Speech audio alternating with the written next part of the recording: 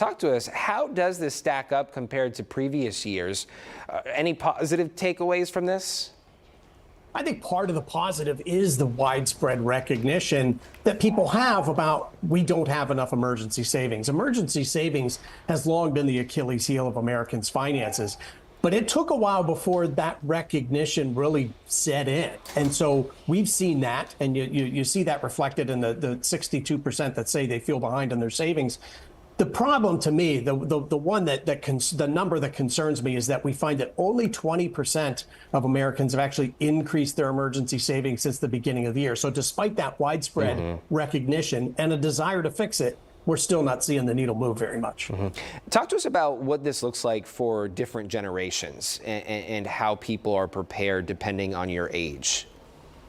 Yeah, this is interesting because we do a number of different polls throughout the year. And so we've got a good read on sort of what people have saved. And so this one is, how do you feel? Do you feel like you're ahead, on track, or behind? And what we found is that Gen X and boomers were much more likely to say they feel behind on their savings than, say, their Gen Z or millennial counterparts. Now, this is interesting because we know from other polls that Gen X and especially boomers actually have more put away. They're actually more likely to have enough to cover, say, 6 months worth of expenses. But I think what you're seeing here is this recognition or just the experience of unplanned expenses coming along, putting a dent in your savings and how difficult it is to replenish that. So even though having more, you may not necessarily feel like you're on track because you know that, if that water heater goes, well, there goes the savings, that kind of thing. Yeah, talk to us about when you're talking with folks and they tell you, hey, I can't save because of X, Y, Z. What are the reasons that you hear from people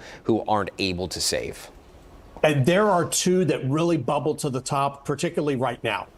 High prices and inflation being one of them. That's no surprise. And secondly, just high expenses, being hemmed in by high expenses. Now, there are other reasons that people cite, things like too much debt or a change in income or employment or other unplanned expenses that have cropped up. But we see that much less frequently. It really boils down to those big two, prices and the expenses that we have. We've addressed hurdles. Let's talk about some solutions here. In tough financial situations, how do you suggest people realistically start building that cushion, that emergency savings?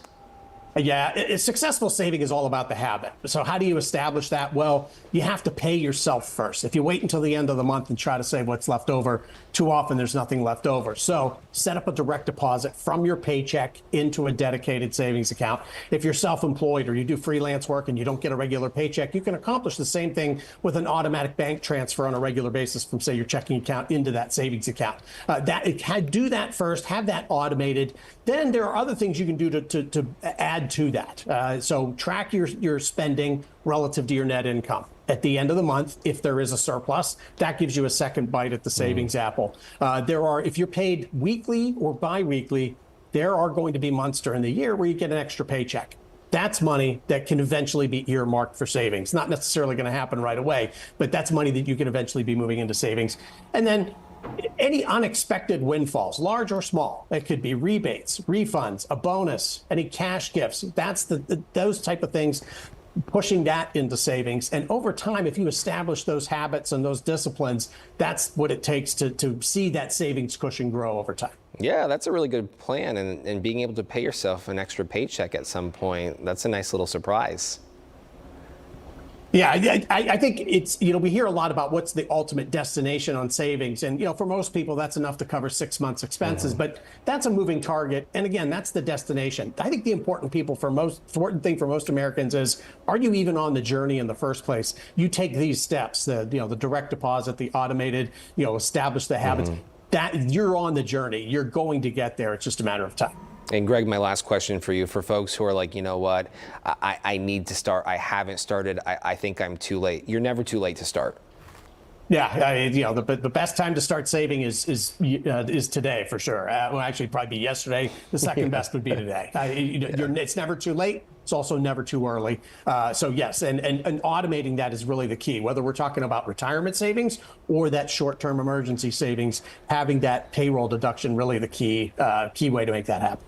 Okay, Greg McBride with Bankrate. Thank you so much for your time this morning. We do appreciate it.